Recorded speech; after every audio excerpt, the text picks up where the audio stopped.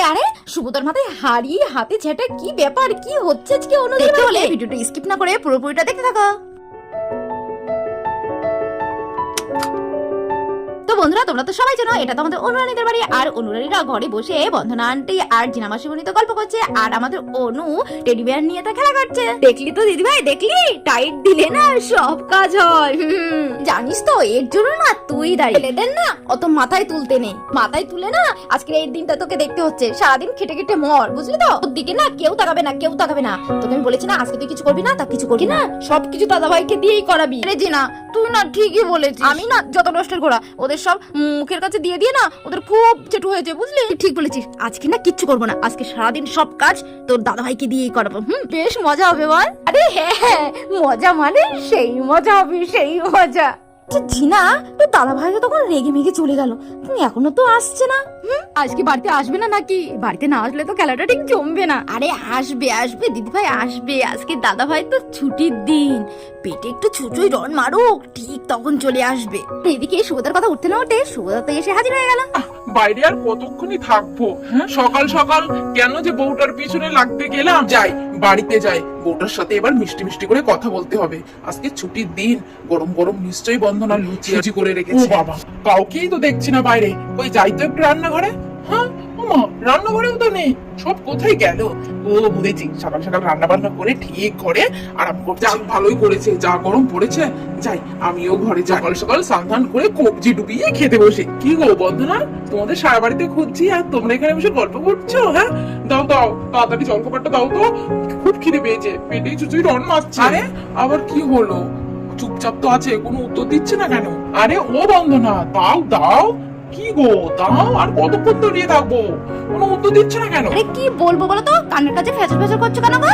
দেখছো না গল্প করছি? আরে সে তো দেখতে পাচ্ছি, কিন্তু আমি তো কিছু বলছি নাকি? কখন থেকে বলছি যে খেতে দাও, দাও খেতে দাও। আরে বাবা কি কি কি খেতে দেবো? হ্যাঁ কি খেতে দেবো? আজকে আমি কোনো কিছু রান্না বান্না করিনি। আর তাছাড়া বললাম না আমি আজকে রান্না বান্না কিছু করতে পারবো না। যদি খাওয়ার ইচ্ছা হয় তাহলে নিজে নিজে গিয়ে রান্না করে খাও। দিন ছুটির দিন, ও সকাল না হতে হতে এই বিছানায় গরম গরম লুচি আর তরকারি পাও, খেতে খুব ভালো লাগে। হ্যাঁ সেটা তো বোঝো না, কত কষ্ট করে আমি তোমাদের জন্য করে দিই।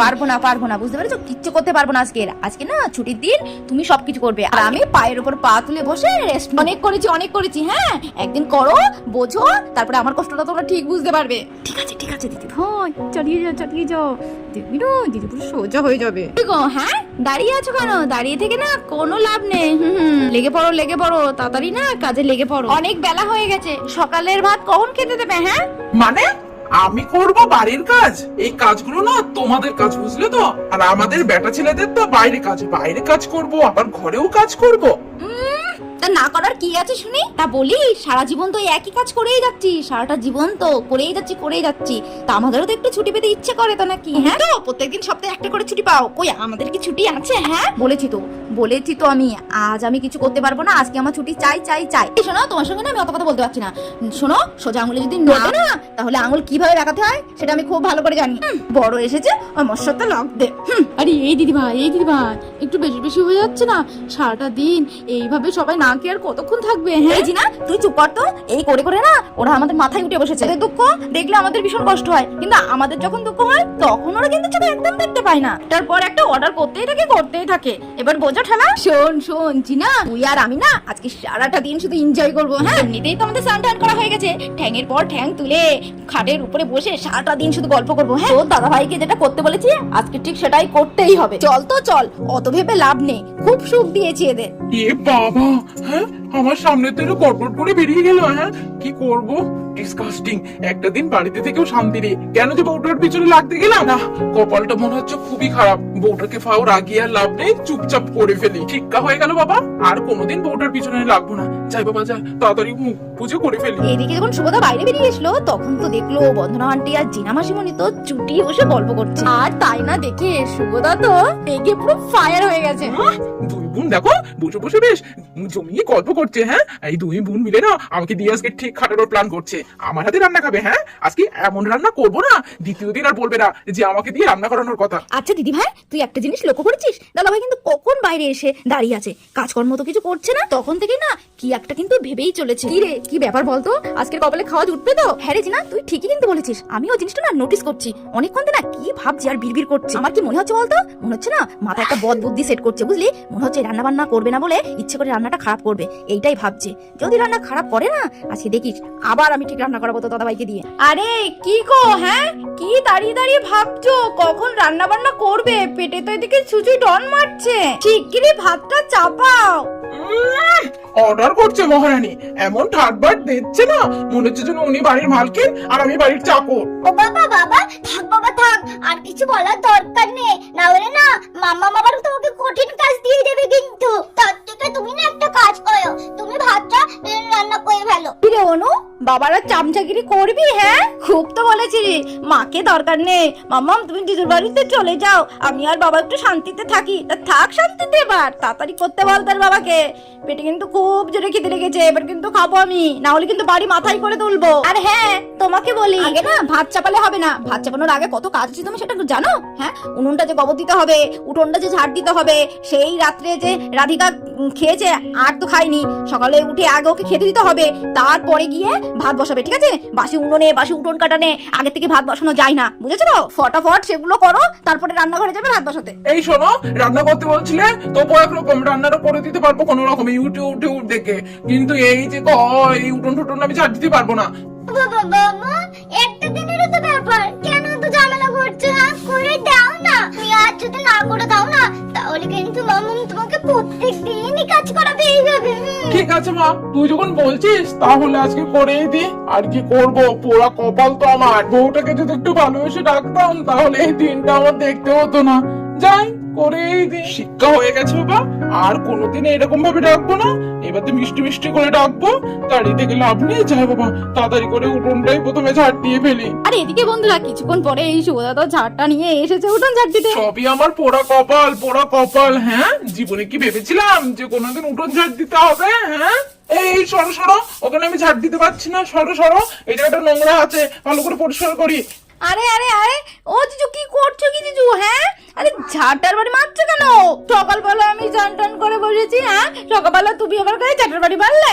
এই কই তোমার গায়ে ঝাঁটার বাড়ি মারলাম? হ্যাঁ, ওখানে যে নোংরা ছিল তাই আমি ভালো করে পরিষ্কার করতে গিয়ে ও তোমার গায়ে একটু ঝাঁটাটা লেগে গেছে। আর বলি এখান থেকে উঠে বসলেই তো হয়, হ্যাঁ বসে থাকলে একটু অর্ধেক ওরকম ঝাঁটার বাড়ি একটু গায়ে লাগে। এই শোনো, তুমি কি শেখাচ্ছ? হ্যাঁ ঝাড় দেওয়া শেখাচ্ছ? কোনোদিন কি ঝাড়টার দিই না নাকি? হ্যাঁ ছাও তোমার ঝাড় এখান থেকে। বলি আমি যখন উঠোন ঝাড়ছি তখন তো তুমি এখানে বসে বসে চা খাও, তো কই কখনো কি দেখেছো তোমার গায়ে ঝাঁটার বাড়ি মারতে? শোনো, কোনোদিন ঝাড় দিনে, আজকে ঝাড় দিচ্ছি। এই জানো তো তোর 7 জন্মের কপাল ভালো, বেশি হেরিদেরি করলে না কিচ্ছু করতে পারবো না কিন্তু। তার থেকে বরং ভালোই ভালো এখান থেকে সরে যাও, আমার কাজ করতে দাও। আরে আরে এই দিদি ভাই, আরে বোকার মতো কাজ করছিস কেন? হ্যাঁ, আরে ঝগড়া লাগাচ্ছিস কেন? ঝগড়া করলে হবে না, যদি ঝগড়া করিস না তাহলে হয়তো জিজু কিন্তু রেগে মেগে চলে যাবে, তখন কিন্তু সব কিন্তু তোকেই করতে হবে। অতএব যা করছে তাই করতে দে, বুঝতে পারছিস? চল চল, এখানে কে বসে থাকে? ওইদিকে চল, তুই আমি বসে বসে একটু গল্প করি। ঠিক আছে ঠিক আছে, যা করছো তাই করো, তাড়াতাড়ি করে ঝাড় দিয়ে তাড়াতাড়ি করে রাধিকা দুটো খেতে দিয়ে ভাত ঝপাঝপ বসিয়ে ফেলো। চল তো না, চল ঘরে একটু ফ্যানটা চালিয়ে না, একটু ঠ্যাঙের পরে ঠ্যাং তুলে একটু বসে গল্প করি তুই আর আমি। হ্যাঁ আয় আয়, চলে আয়, চলে আয়।